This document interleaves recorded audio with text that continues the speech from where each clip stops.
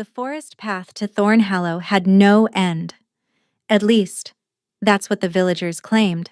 They said the trees grew closer together the deeper you walked, that the sunlight forgot how to reach the ground, that the man who lived at the end of that path hadn't been seen in 7 years because anyone who went looking never came back.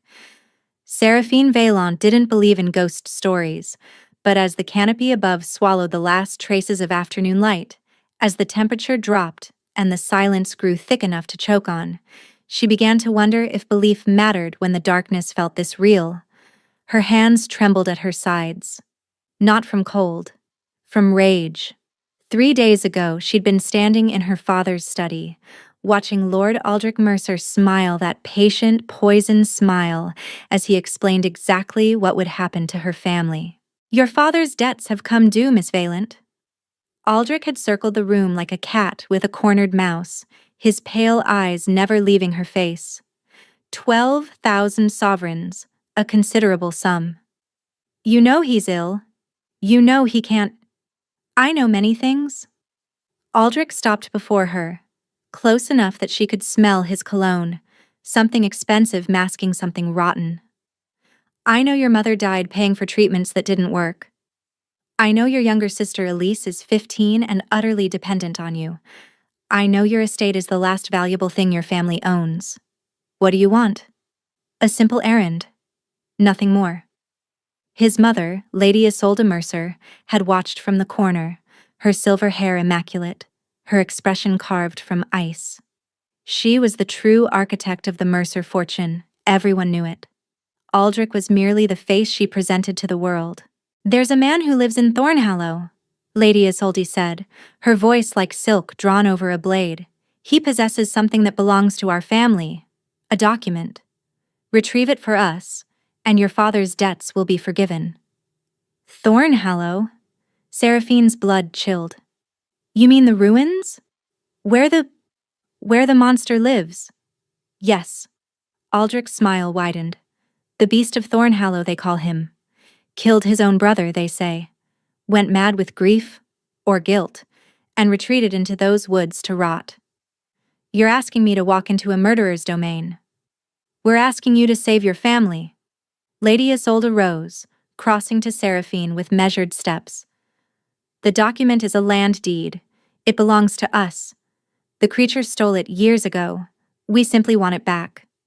And if he kills me, then your sister will take your place." Lady Isolde's eyes were empty of mercy. "She's young, pretty. Perhaps she'd have better luck appealing to his appetites." The threat landed like a physical blow. "You wouldn't." "We would. We will." Aldrich leaned close, his breath warm against her ear. "Unless you'd prefer a different arrangement. Marry me, Seraphine. Become a Mercer. Your family's debts disappear. Your sister is protected, and you never have to set foot in those woods." She'd looked at him then, really looked. At the cruelty hiding behind his charm, at the hunger in his eyes that had nothing to do with love. "I'll go to Thornhallow," she'd said. Now, 3 days later, she was paying for that choice. The trees had become a cage. The path had narrowed to barely a foot across. Roots clawed at her ankles, and branches reached for her hair like skeletal fingers. Every instinct screamed at her to turn back, but turning back meant Elise walking this same path. That wasn't an option. Seraphine pressed forward until the forest released her without warning. One moment she was fighting through undergrowth, the next she stood at the edge of a clearing, and before her rose Thornhallow. It wasn't ruins, not entirely. The manor house loomed against the darkening sky, all gray stone and shattered windows, ivy crawling up its walls like veins on a dying man. But lights burned in the lower floors. Smoke curled from a chimney. Someone lived here.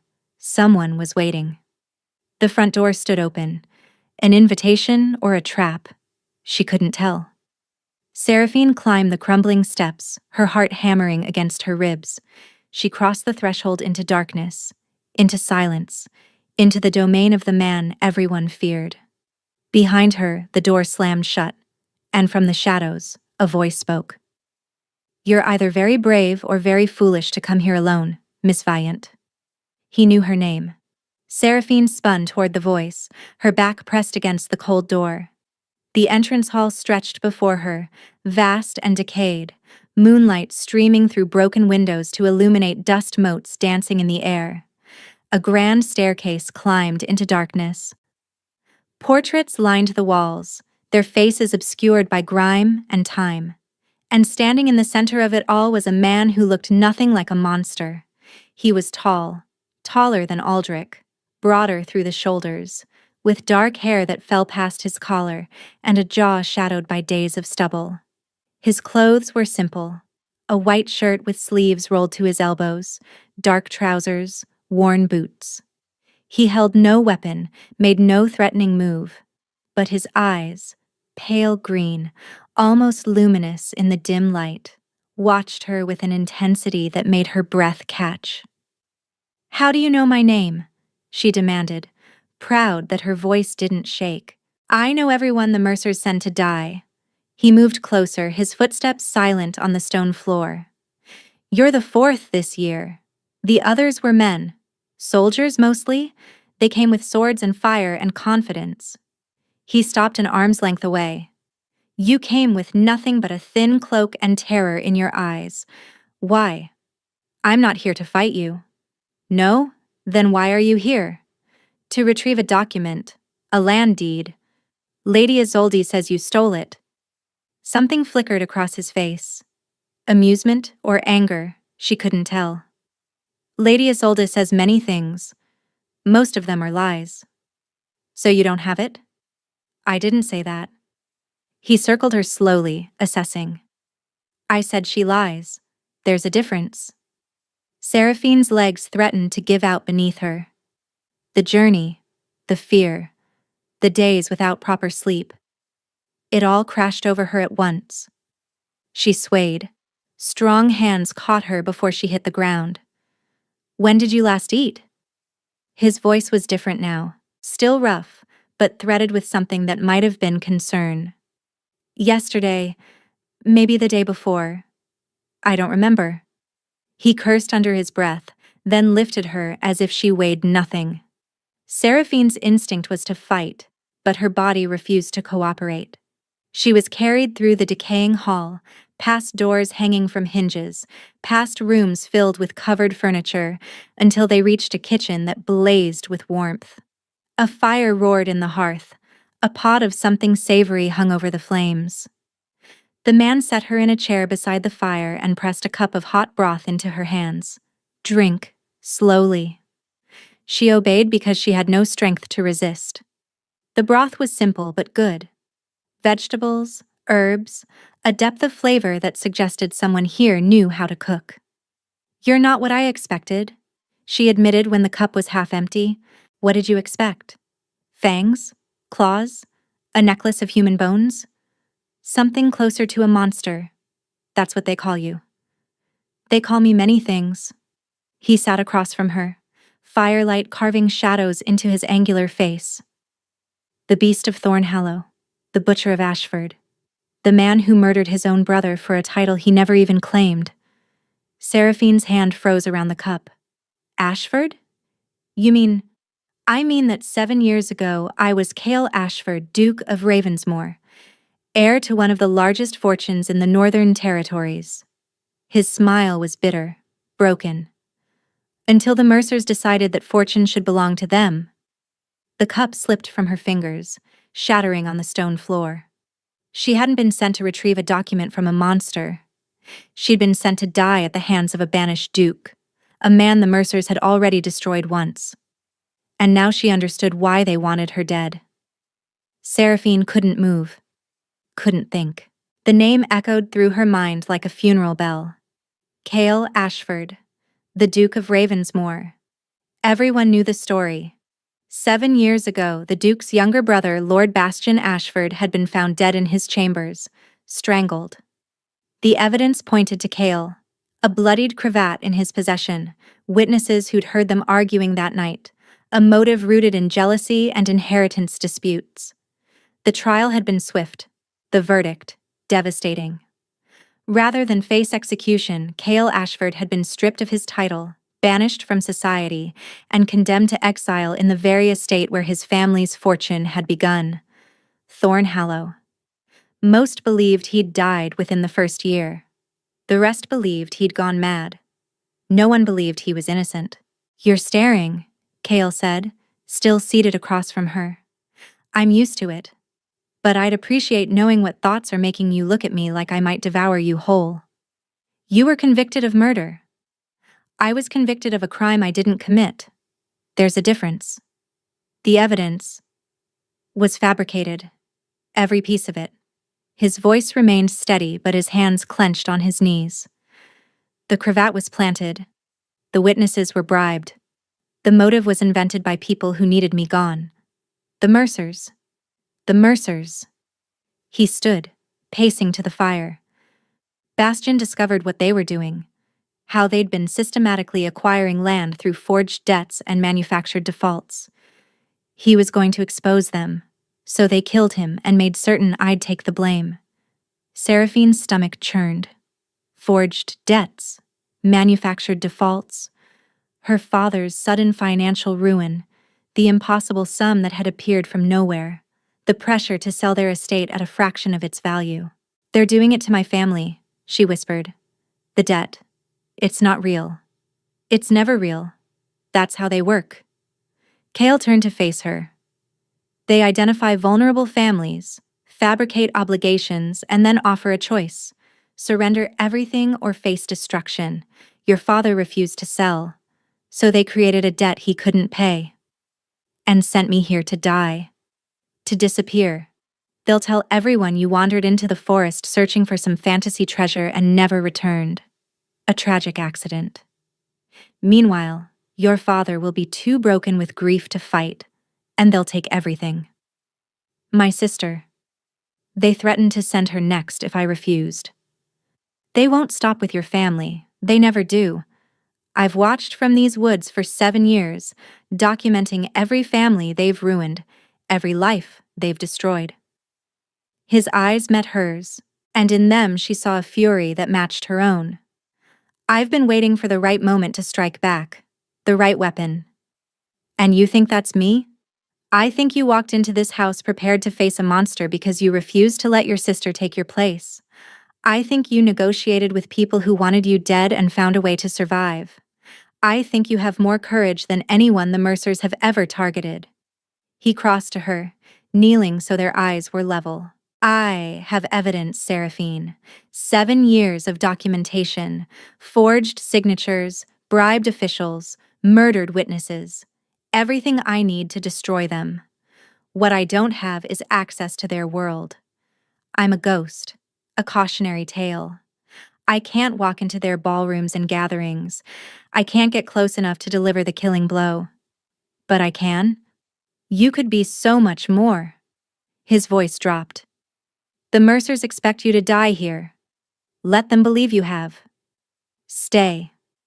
Let me train you, arm you, transform you into something they'll never see coming, and when the time is right, we'll walk into their world together and burn it to the ground. What do I get in return? Your family's debts erased. I have enough hidden wealth to cover 10 times what they claim you owe. Your father's estate restored to his name. Your sister protected by resources the Mercers can't touch. And if we fail, then we die. But we die fighting, not cowering." He extended his hand. "I'm offering you a partnership, Seraphine, not servitude. You help me destroy the people who murdered my brother and stole my life. I help you save your family and claim vengeance for everything they've taken from you." Seraphine looked at his hand. Scarred knuckles, calloused palm. The hand of a man who'd spent 7 years surviving in exile, planning and waiting. 3 days ago, she'd refused to marry Aldrich Mercer because she'd seen the monster behind his smile. Now she was being asked to ally with a man the world called a monster, and she saw nothing but truth in his eyes. "If I do this," she said slowly, "I want your word that we pursue justice, not just revenge. The families they've destroyed deserve restitution." Something shifted in his expression. Respect, perhaps. Agreed. Justice first. Revenge as a bonus. And if I ever become a liability, if my presence puts the mission at risk, you let me walk away. No arguments. You have my word? Seraphine took his hand. His grip was firm, warm, and in that moment, a pact was sealed that neither of them fully understood. Welcome to the war, Miss Violent, Kyle said quietly. Rest tonight. Tomorrow, your training begins. He released her hand and moved toward the door. One more thing, she called after him. He paused, looking back. Why do you live like this? In the dark. In the ruins. You said you have wealth. Why stay here? For a long moment, he didn't answer. Then softly, because Thornhallow is where they sent me to be forgotten. I stay to remind myself every single day what they took from me. His eyes hardened. And to make sure that when I finally emerge, I remember exactly why they need to fall. He disappeared into the shadows, leaving Seraphine alone with the fire and the weight of the choice she'd just made. She'd walked into this house expecting death. Instead, she'd found something far more dangerous. Hope. Seraphine woke to sunlight. That alone was disorienting. She'd expected Thornhallow to be perpetual darkness, a tomb of shadows and decay. Instead, warm morning light streamed through clean windows, illuminating a bedroom that was modest but comfortable. Fresh linens, a wash basin with actual soap, a dress laid across a chair, simple gray wool, but well made. Someone had been here while she slept. She dressed quickly, her body still aching from the journey, and opened the door to find a hallway that looked nothing like the ruined entrance she'd stumbled through the night before. The decay, she realized, was a mask. Beyond the crumbling facade of Thornhallow's public face lay a functioning household. As she walked, she discovered rooms that had been carefully restored, a library stacked with books, a sitting room with furniture that gleamed with polish, a dining hall where the scent of fresh bread lingered in the air, and people. There were people here. A woman with silver-streaked hair emerged from a doorway carrying linens. She stopped when she saw Seraphine, her weathered face breaking into a cautious smile. You're awake. Good. His Grace said you'd sleep through breakfast, but I kept a plate warm. His Grace? Old habits. The woman extended her hand. I'm Marin.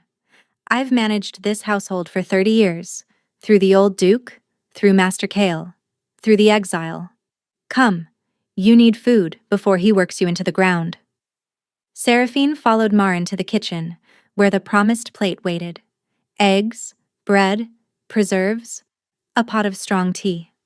She ate while Marin talked, learning that Thornhallow sheltered 11 souls, servants who'd refused to abandon Kale after his conviction, farmers from neighboring lands who'd lost everything to Mercer's schemes, a blacksmith whose testimony against the family had cost him his trade. We're the forgotten, Marin explained. The ones they tried to silence. His Grace gave us a home when no one else would. He built a sanctuary. He built an army. Marin's eyes hardened. Every person here has a reason to want the Mercers destroyed. We've been waiting 7 years for the chance. After breakfast, Marin led her to the manor's east wing, where Kale waited in a room that had been converted into a training space. Mats covered the floor. Weapons lined the walls. Swords, daggers, staffs. A wooden dummy stood in the corner, its surface scarred from countless strikes. You're late, Kale said without turning. I was learning that your ruined manor is actually a secret fortress filled with people who want to burn the Mercers to ash. Now you know why I chose Thornhallow. He faced her, and in the daylight she could see the toll of 7 years in exile, the fine lines around his eyes, the scar that traced his jaw, and the way he held himself like a man who'd forgotten how to relax. The world thinks I'm dead or mad. That makes this place invisible. No one looks for threats in a grave. Clever. Necessary. He tossed her a wooden practice sword. Let's see what I'm working with. She caught it clumsily. I've never held a sword in my life. Then today you learn. The next hour was brutal. Kale demonstrated stances, grips, basic strikes, then made her repeat them until her arms burned and her legs trembled. He corrected her posture with sharp commands, adjusted her grip with impersonal efficiency, and pushed her past the point where she wanted to quit. When he finally called a halt, Seraphine collapsed onto a bench, gasping. "You're weak," Kyle said. "Untrained. Soft from a life of drawing rooms and embroidery. Thank you for the encouragement. I'm not finished." He crouched before her, forcing her to meet his eyes. "You're also stubborn, quick to learn, and you didn't complain once. That's more than most soldiers manage on their first day." Was that a compliment? It was an observation. He stood. "Tomorrow we add footwork. The day after, defense. By the end of the month, you'll know enough to survive a fight. By the end of 6 weeks, you'll know enough to win one." 6 weeks? I thought we were in a hurry. We are. But rushing gets people killed. He moved toward the door. "Rest this afternoon. Tonight, your real education begins." "Which is?" He paused at the threshold. "Learning everything the Mercers don't want anyone to know." That evening, Kale took her to a room she hadn't discovered during her morning exploration, a hidden study behind a false wall in the library. Inside, every surface was covered with documents, maps marked with red pins, ledgers filled with columns of numbers, letters, some yellowed with age, others fresh enough that the ink still smelled sharp. 7 years of evidence, Kale said quietly. Every family they've destroyed. Every debt they've fabricated. Every official they've bribed. Every witness they've silenced. Seraphine moved through the room, overwhelmed. This is enough to bring them down. This is enough to make accusations.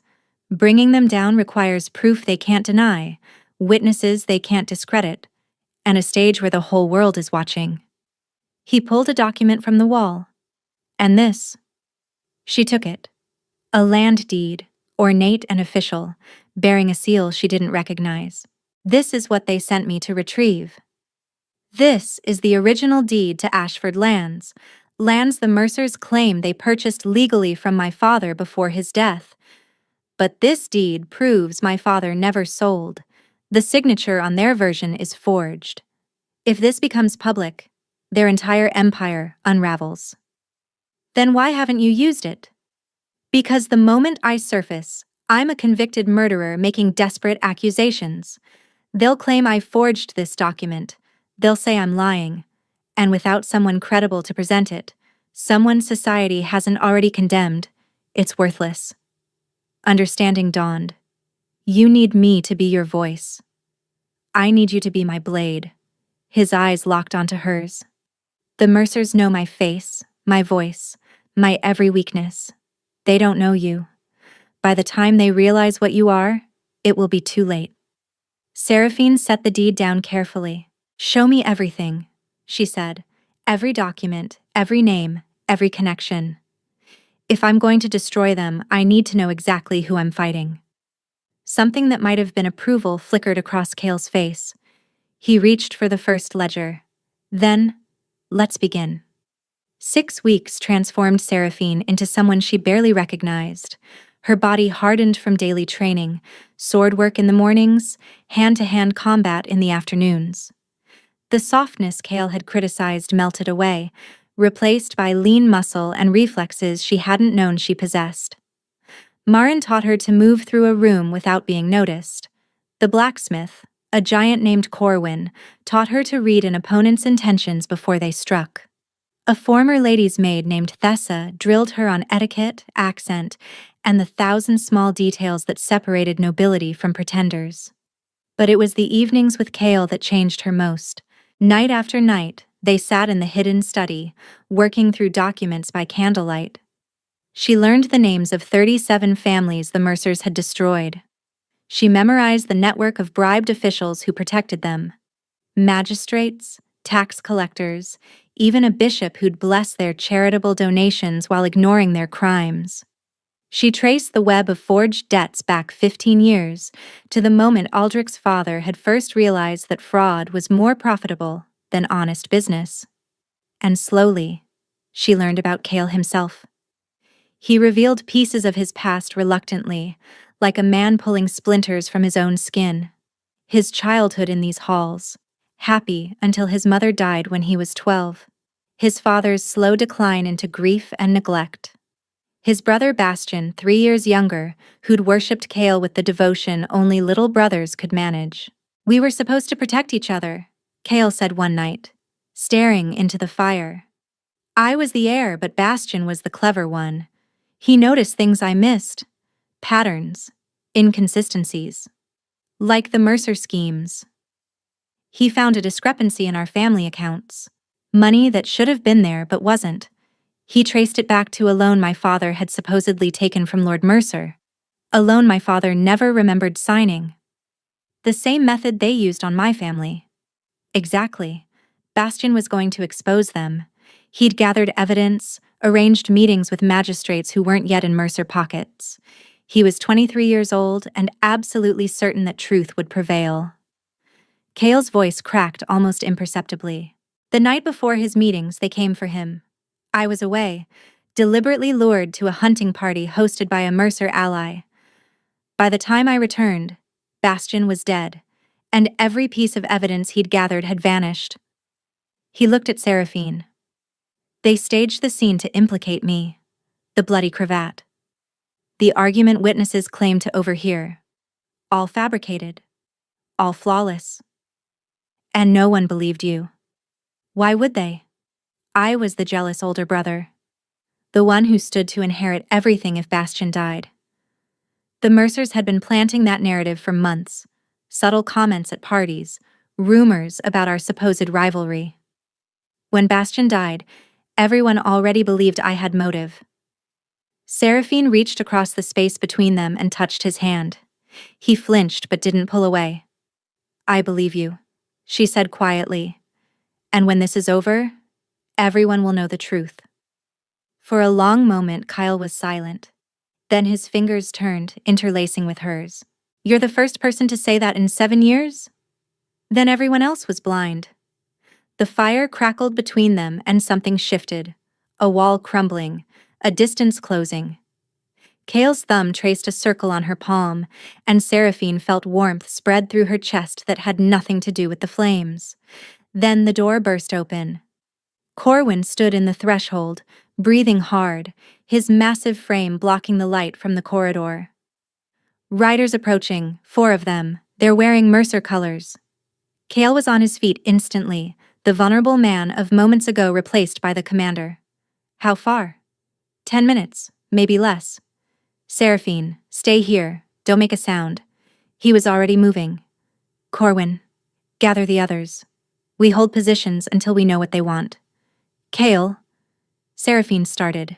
He turned at the door, his expression fierce. "They can't know you're alive. If they find you here, everything ends. Stay hidden, promise me." She wanted to argue, wanted to. Every instinct screamed to fight beside him. But she saw the truth in his eyes. This wasn't about protecting her from danger. It was about protecting 7 years of planning from collapsing in a single night. "I promise." He disappeared into the darkness, leaving her alone with the evidence of crimes that could destroy an empire, and the terrifying certainty that the Mercers had found them far sooner than anyone expected. The riders didn't attack. Seraphine watched from a hidden alcove as Cale met them at the gates.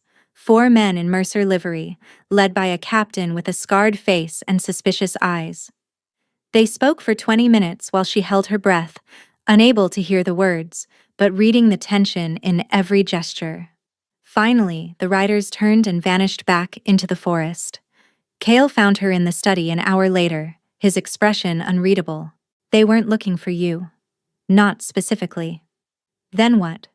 "Lady Isolde has declared you officially dead. A tragic accident. You wandered into the forest, became lost, fell victim to the wilderness or the monster. Your father has been informed. Your sister is being comforted by Aldrich himself." The words hit like physical blows. Elise, they're going to. Not yet. The riders were here to confirm that no one had passed through Thornhallow recently. Routine patrol. They suspect nothing. But they're getting closer to my sister. Which means we need to move faster. Kale spread a map across the table. There's an opportunity. 3 weeks from now, Lord Ashworth is hosting his annual autumn ball. Every family of consequence will attend, including the Mercers. You want me to go? Alone? I want you to go as Lady Evangeline Ashworth, Lord Ashworth's niece, recently returned from 5 years abroad. He owes me his life, long story, and he's agreed to provide the cover. Seraphine studied the map. I walk into a ballroom filled with people who know my face. If anyone recognizes me, that's why we test it first. Kale pointed to a mark on the map. The village of Millbrook. Market day is tomorrow. It's small, but several merchants who do business with the Mercers will be there. You go as Lady Evangeline. You interact. You observe. You gather information. If the disguise holds against people who've never met you, we'll know it can hold against those who have. And if it doesn't hold, then we adjust. Learn. Try again. His eyes met hers. You've trained for 6 weeks.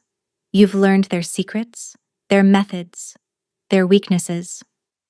Tomorrow you prove you can use that knowledge. She should have been terrified. Instead, she felt something closer to anticipation. Whoa, what exactly am I looking for in Millbrook? There's a merchant named Renard Sloane. He handles the Mercer's rural accounts, debt collection, property transfers, the dirty work that stays far from London drawing rooms. Get close to him. Learn what he knows about upcoming acquisitions. You think he'll talk to a stranger? I think he'll talk to a beautiful woman who shows interest in investment opportunities. A ghost of a smile crossed Kale's face. You underestimate your own weapons, Seraphine.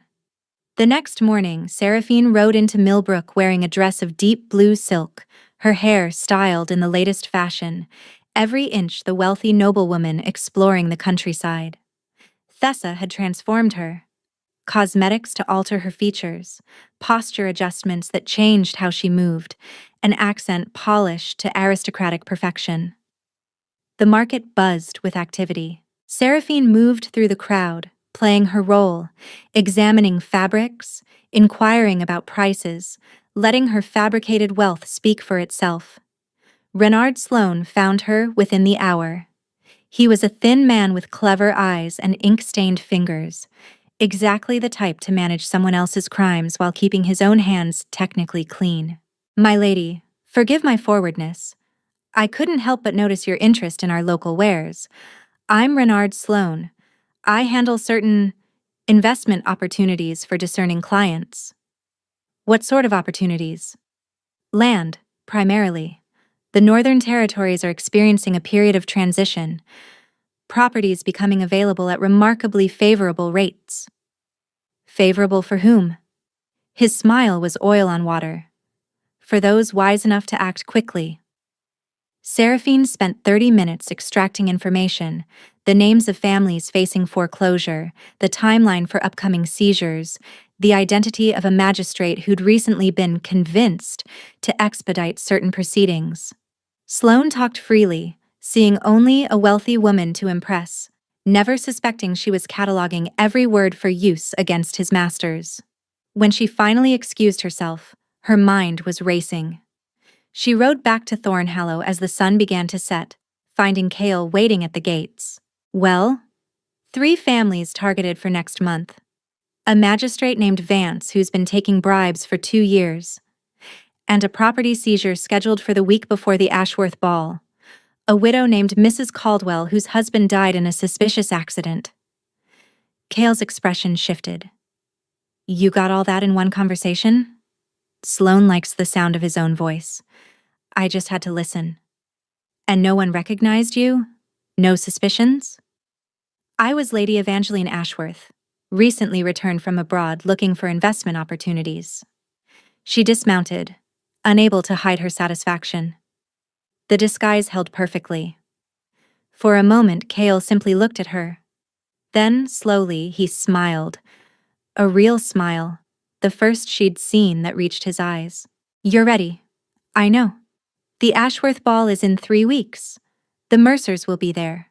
Aldrich, Lady Isolde, everyone who matters."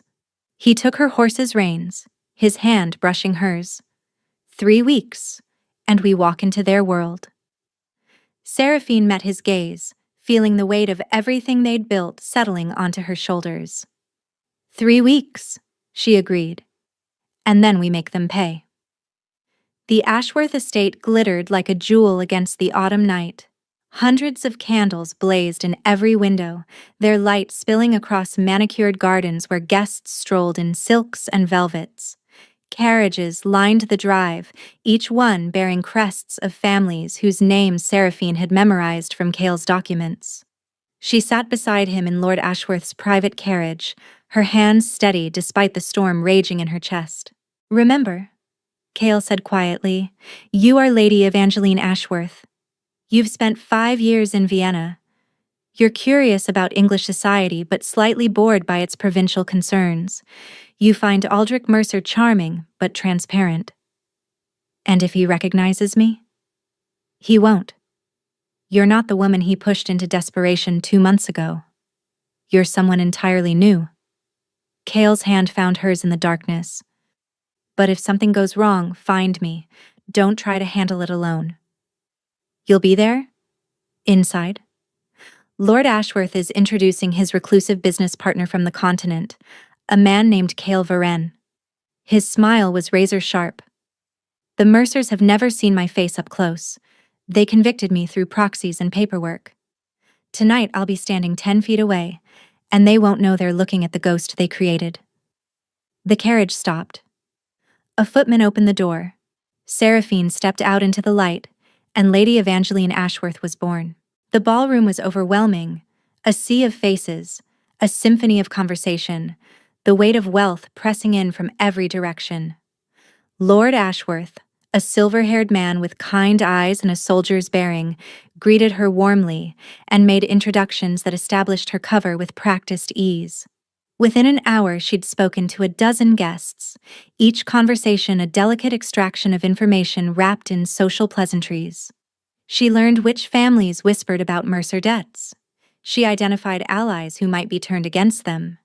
She mapped the room's politics with the precision Cale had taught her. And then she saw him. Aldrich Mercer stood near the refreshment table, resplendent in black and gold, laughing at something a young woman had said. He looked exactly as she remembered, handsome, confident, utterly convinced of his own invincibility. Beside him stood Lady Isolde, her silver hair arranged in an elaborate style, her eyes scanning the room with predatory attention. Seraphine's heart hammered against her ribs. She forced herself to breathe, to remember who she was supposed to be. Lady Isolde's gaze swept past her without pause. No recognition, no suspicion. The disguise was holding. Then Aldrich turned, and their eyes met across the ballroom. For one terrible moment, Seraphine was certain he knew. Certain the mask had slipped. Certain everything was about to collapse. But Aldrich simply smiled. The same charming, predatory smile he'd used when he'd offered her marriage or death, and raised his glass in her direction. An invitation. Seraphine smiled back, feeling the weight of 2 months of training settle into her bones. He didn't recognize the woman he'd tried to destroy, and that was going to be his greatest mistake. Aldrich approached her within minutes, his confidence radiating like heat from a flame. "I don't believe we've met." He bowed with practiced elegance. "Aldrich Mercer. And you are?" "Lady Evangeline Ashworth, Lord Ashworth's niece." "Ashworth's niece? Strange. He's never mentioned family." "We've been estranged. 5 years in Vienna tends to create distance." She accepted the glass of champagne he offered. "But I grew tired of continental society. English gentlemen are so much more direct." "Direct?" His smile widened. "Is that a compliment or a criticism?" "That depends entirely on the gentleman." They talked for 20 minutes, and Seraphine played her role flawlessly. Interested but not eager, intelligent but not threatening, beautiful but not desperate. Aldrich preened under her attention, revealing more with every boast about Mercer investments and influence. Across the room, she caught glimpses of Cale moving through the crowd as the mysterious Mr. Varon. He spoke with bankers, politicians, minor nobles, each conversation another thread in the web they were weaving. Then Lady Isolde appeared at Aldrich's elbow. "My son neglects his duties." Her voice was frost-wrapped in silk. "There are other guests who deserve his attention." "Mother, I know what you were doing." Lady Isolde's eyes fixed on Seraphine, and this time the assessment was thorough. "Lady Evangeline, is it? You have a familiar quality. Have we met before?" "I don't believe so, Lady Mercer." Perhaps you simply remind me of someone." She didn't look away. "Someone who disappointed us greatly." Seraphine's pulse spiked, but her expression remained serene. "I hope I prove less disappointing." "We shall see." Lady Isolde took Aldrich's arm. "Come. Lord Ashworth wishes to introduce his business partner, some foreign investor. We should assess whether he's useful." They moved away, and Seraphine released a breath she hadn't realized she'd been holding. Too close. Lady Isolde suspected something, even if she couldn't identify what. She needed to warn Cale, but before she could move, a hand closed around her elbow. "Lady Evangeline." A man's voice, unfamiliar. "A word in private, if you please." She turned to find a young man with nervous eyes and ink-stained fingers. It took her a moment to place him. Renard Sloane, the merchant from Millbrook. "Mr. Sloane, what a surprise." "I thought so too." His grip tightened. "Because I've been thinking about our conversation, about the questions you asked, and I've realized something quite interesting." "Oh? You're not Lady Evangeline Ashworth. I don't know who you are, but you're not her." His voice dropped to a whisper. "And I think Lady Mercer would pay handsomely to learn that someone is impersonating nobility at this ball." Seraphine's blood ran cold. "You're mistaken." "Am I? Then you won't mind if I share my concerns with our hosts." He smiled, and it was nothing like the eager merchant she'd manipulated in Millbrook. "Unless, of course, you'd like to discuss alternative arrangements. Somewhere private." He was blackmailing her. This insignificant man with his ledgers and his greed had recognized something wrong, and now he thought he could profit from it. Seraphine glanced across the ballroom. Cale was deep in conversation with Lord Ashworth and Lady Isolde, too far away to help. She was on her own. "Very well," she said softly. "Let's discuss this privately." She let Sloane lead her toward the terrace doors, her mind racing through every option Cale had trained her to see. She wasn't the helpless woman Aldrich had tried to destroy, and Renard Sloane was about to learn exactly how dangerous she'd become. The terrace was empty, the autumn air sharp enough to keep other guests inside. Sloane released her arm and turned, his expression shifting from nervous to calculating. "Now then, let's negotiate. What do you want?" "Information. Who are you really? Who sent you? And what are you planning?" Seraphine assessed the situation. Sloane was alone. No witnesses. The ballroom noise would cover any sounds from the terrace. "I'm exactly who I claim to be." "You're lying." He stepped closer. "In Millbrook, you asked questions no real investor would ask. You wanted names, timelines, and specific details about Mercer operations. That's not curiosity. That's intelligence gathering. Perhaps I'm simply thorough. Perhaps you're a spy." His eyes narrowed. "The Mercers have enemies, powerful ones. Someone is funding an operation against them, and I think you're part of it. And if I am, then I want in." The calculation in his expression intensified. "I've worked for the Mercers for 8 years. I know where the bodies are buried, literally in some cases. I know which documents are forged, which officials are compromised, which families were destroyed through fraud rather than legitimate debt. Seraphine went still. You'd betray them? I'd survive them. Lady Isolde is getting paranoid. She's starting to eliminate loose ends. People who know too much. Fear flickered beneath his bravado. 3 of my colleagues have had accidents in the past 6 months. I'm not waiting to be fourth. So you want protection? I want out. Completely. New name, new location. Enough money to disappear. He pulled a small leathered journal from his coat. In exchange, I'll give you this. Every transaction I've handled for the past 8 years. Names, dates, amounts, signatures. Enough to destroy the Mercers 10 times over. Seraphine's heart pounded. This was more than they'd hoped for. A witness willing to testify. Documentation that couldn't be dismissed as fabrication. How do I know this isn't a trap? Because if it were a trap, Lady Isolde would already be here. Sloane glanced nervously at the ballroom doors. I'm taking an enormous risk approaching you. The least you can do is take me seriously. Seraphine made her decision. She reached out and took the journal, tucking it swiftly into the hidden pocket Thessa had sewn into her dress. If this is genuine. The terrace doors burst open. Aldrich Mercer stepped through, his expression murderous. Sloane, I thought I saw you sneaking off with my new acquaintance. His eyes moved between them, cataloging, calculating. What are you discussing so privately? Business opportunities, Sloane said, his voice cracking. Lady Evangeline expressed interest in... Don't.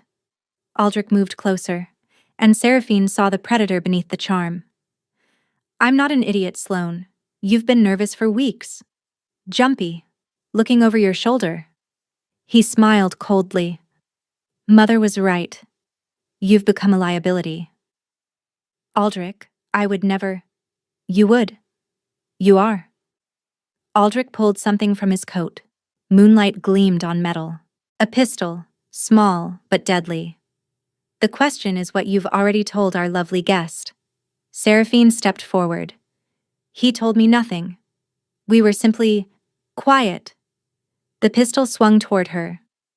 I don't know who you are, Lady Evangeline, but I know you're not what you seem. Mother sensed it immediately. Something familiar about you. Something wrong. His eyes narrowed, studying her face in the moonlight.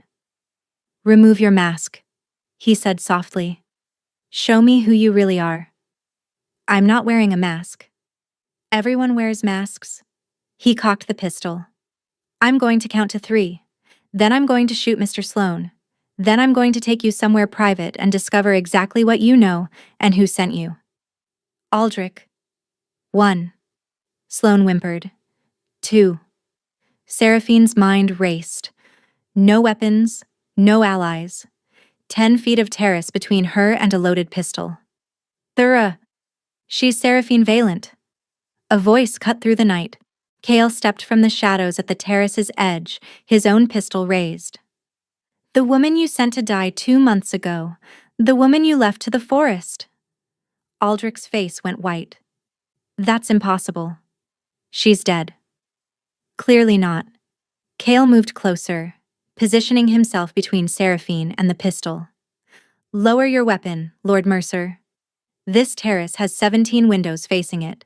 At least a dozen guests have a clear view of everything happening here. Aldrich's hand trembled. You. I know your voice. You should. You spent 2 years building a case to destroy me. Cale smiled and it was terrible. Hello, Aldrich. It's been 7 years. Did you miss me? The pistol clattered to the ground. Cale Ashford, Aldrich breathed. The banished Duke. The same. And I've come to collect what your family owes me. The next few minutes blurred into controlled chaos. Lord Ashworth appeared with 2 trusted footmen, securing Aldrich and Sloane in separate rooms, while Cale and Seraphine retreated to a private study. The ball continued below, guests unaware that everything had shifted. We need to move quickly, Cale said, pacing before the fireplace. Aldrich will be missed. Lady Isolde will come looking. We have maybe an hour before this becomes public. Sloane gave me his journal. I have it. Seraphine pulled the leather book from her hidden pocket. 8 years of transactions. Kale took the journal, scanning pages with growing intensity. Names, dates, amounts. This is everything, Seraphine. Combined with the land deed, this is everything we need. Sloan wants protection. Safe passage out of the country. He'll have it, after he testifies. Kale set the journal down, his expression shifting. You could have been killed tonight, if I'd been 30 seconds later. But you weren't. I almost was. I was across the ballroom when I saw Aldrich follow you. By the time I reached the terrace, he stopped, his jaw tight. I thought I'd lost you. You didn't. This time. He crossed to her, close enough that she could see the fear beneath his control. When this started, you were a weapon, a means to an end. I told myself that keeping you alive was strategic. And now? Now the thought of losing you makes strategy irrelevant. His hand rose to her face, trembling slightly. Somewhere between training sessions and midnight research, between watching you transform into someone extraordinary, I stopped seeing a weapon and started seeing… What? Everything. His voice broke on the word. You're everything, Seraphine. And I don't know when that happened or how to handle it. But I know that if Aldrich had hurt you tonight, I would have burned this entire estate to the ground. Seraphine's breath caught. Kale, I know this isn't the time. I know we have an hour before everything explodes. I know. She kissed him. Not strategically. Not for show. She kissed him because 6 weeks of proximity had become something neither of them planned, because his hands on her face felt like coming home, because the man everyone called a monster had shown her more tenderness than anyone who'd claimed to love her. When they finally pulled apart, breathless, Kale rested his forehead against hers. That was unexpected, he murmured. That was inevitable. She smiled despite everything. We can figure out what it means later. Right now, we have an hour to destroy the Mercers. Together? Together. A knock shattered the moment. Lord Ashworth's voice came through the door. We have a problem. Lady Isolde is demanding to see her son, and she's brought reinforcements.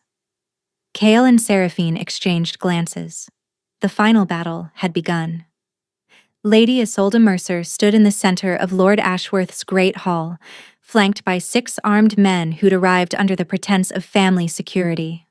Her silver eyes swept the room with barely contained fury. Lord Ashworth, this is most irregular. My son has been detained without explanation. I demand his immediate release. Your son was detained because he drew a weapon on 2 of my guests. Lord Ashworth's voice was steel. Attempted murder at a social function tends to raise concerns. Lies. Aldrich would never. I witnessed it personally. Kale stepped forward, and the room went silent. As did Miss Valiant. Lady Isolde's gaze snapped to him, then to Seraphine standing at his side. Recognition dawned slowly. First confusion, then disbelief, then a fury so intense it seemed to crack her icy composure. You. The word was poison. You're supposed to be dead. Both of you. Disappointment seems to follow your family, Lady Mercer. Seraphine moved closer, feeling the weight of every person watching. Lord Ashworth's guests, drawn by the commotion, crowding into doorways and along the gallery above. Your son sent me into the forest to die. I survived. Your family convicted an innocent man of murder. He survived. Now we're here to collect what you owe. This is absurd. Guards, remove these imposters. No one moved. Your guards are currently being held in the wine cellar, Lord Ashworth said mildly. My staff was quite efficient. Then I'll have you arrested, all of you, for kidnapping, for conspiracy, for… For what, Lady Mercer? Kale pulled Sloane's journal from his coat.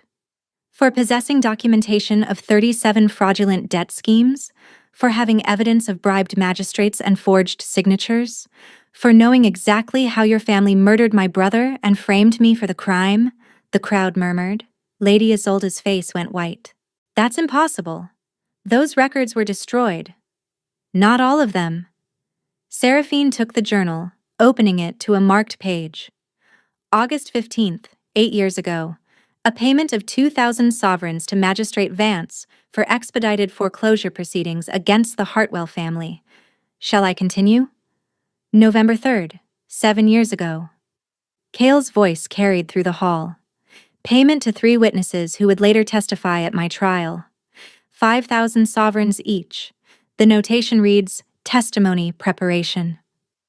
He reached into his coat again and produced the land deed, the document Lady Isolde had sent Seraphine to retrieve. And this, the original deed to Ashford lands, the one that proves my father never sold to your family, the one that proves the signature on your version is a forgery. The murmurs grew to shocked exclamations. This is fabrication, Lady Isolde snarled. Desperate lies from a convicted murderer and his accomplice. Then you won't mind an official investigation. Lord Ashworth stepped forward. I've already sent riders to London. The Lord Chancellor will arrive by tomorrow evening, as will representatives from every family named in this journal. You have no authority. I have the authority of truth. Seraphine faced the crowd directly. My name is Seraphine Vaillant. 2 months ago, Aldrich Mercer threatened to destroy my family unless I married him or retrieved a document from a man he called a monster. When I refused the marriage, he sent me into the forest, expecting me to die. She let the words land. Instead, I found a man who'd spent 7 years gathering evidence of Mercer crimes, a man who lost his brother, his title, his freedom, because he stood in the way of their greed. A man who showed me more honor in exile than Aldrich Mercer ever showed in a ballroom. Pretty words, Lady Isolde spat, but words prove nothing. Then let's discuss proof. A new voice joined the fray. Renard Sloane emerged from a side door, escorted by Lord Ashworth's footman. His face was pale but determined. I managed Mercer accounts for 8 years. Every transaction in that journal passed through my hands. I witnessed forgeries, bribes, and worse. And I'm prepared to testify to all of it under oath. You treacherous little... I'm a survivor, Lady Mercer, just like them. Sloane pointed at Cale and Seraphine. The difference is, I chose the winning side. The crowd erupted. Accusations flew. Guests who'd invested with the Mercers demanded explanations. Others called for immediate arrest. Through it all, Lady Isolde stood frozen, watching her empire crumble. Finally, Lord Ashworth raised his hand for silence. Lady Mercer, you and your son will remain here as my guests until the Lord Chancellor arrives. Any attempt to leave will be treated as an admission of guilt. He nodded to his staff. See them to the East Wing. Comfortably, but securely. As Lady Isolde was led away, she paused before Seraphine. You think you've won? She hissed. But destroying us won't bring back what you've lost. It won't make you noble or respected. You'll always be the girl who was thrown away. Seraphine met her gaze without flinching. No. I'll be the woman who stood back up. And that's something you'll never understand.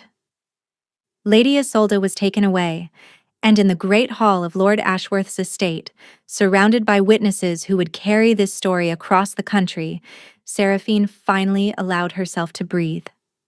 It was over. They'd won. The investigation took 3 weeks. The Lord Chancellor arrived as promised, bringing magistrates and investigators who combed through every document in Sloane's journal and verified the land deed's authenticity. One by one, the Mercer crimes were exposed. Forged debts were nullified. Seized properties were returned. Bribed officials were arrested and tried. Lady Isolde and Aldrich Mercer were convicted of fraud, extortion, and, when witnesses finally came forward, the murder of Bastian Ashford. They would spend the rest of their lives in prison, stripped of title, wealth, and the power they'd wielded for decades. Cale's name was cleared. The banished Duke became a symbol of justice, a man who'd survived exile and emerged to destroy the corruption that had nearly destroyed him. The king himself issued a formal restoration of his title and lands, but Kale seemed less interested in his recovered dukedom than in the woman who'd helped him reclaim it. 3 months after the Ashworth Ball, Seraphine stood in the gardens of Thornhallow, no longer a decaying ruin, but a home restored to life. Her father had recovered enough to walk her through the grounds. Her sister Elise ran ahead, laughing at something Marin had said. "You seem happy?" Kyle appeared beside her, his presence as steady as it had become essential. "I am happy." She turned to face him. "My family is safe. The Mercers are gone. And I'm standing in a garden with a man who taught me that survival isn't just about enduring. It's about becoming something stronger than what tried to break you." I had excellent material to work with. Flatterer. Truth teller. He took her hand. "Seraphine, I've spent the past 3 months trying to find the right words for what I want to say. I've written speeches, practiced declarations, planned elaborate gestures. And every time I try to be eloquent, I remember that you're the woman who walked into a monster's lair to save her sister. You don't need poetry. You need honesty." He knelt. "I love you. Not because you help me destroy my enemies. Not because you're brave or brilliant or beautiful, though you're all of those things. I love you because you saw the man beneath the monster when no one else would look. You believed in me when I'd forgotten how to believe in myself." He pulled a ring from his pocket, simple silver, set with a stone the color of autumn leaves. "Marry me. Not for strategy, not for protection. Marry me because 7 years of darkness taught me to recognize light, and you're the brightest thing I've ever seen." Seraphine looked at the ring, at the man holding it, at the life she'd built from the ashes of the one that had been stolen. "Yes."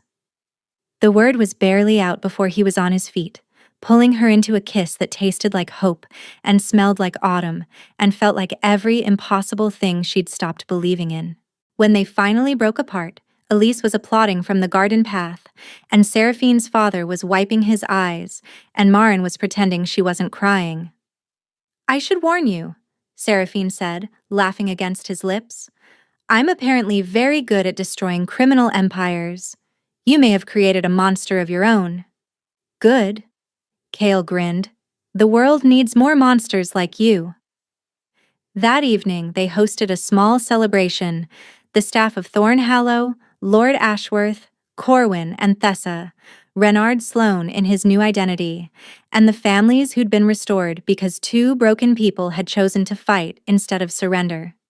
Seraphine stood at the window as the party continued behind her, watching snow begin to fall over the forest where she'd once walked, expecting to die.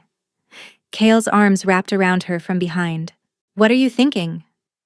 "That 2 months ago, I was pushed toward a man everyone feared, expecting to be destroyed. Instead, I found someone who helped me become indestructible." "You were never going to be destroyed." His lips brushed her temple. "You were always going to rise. I just gave you a reason to rise faster." She turned in his arms, facing the man she loved.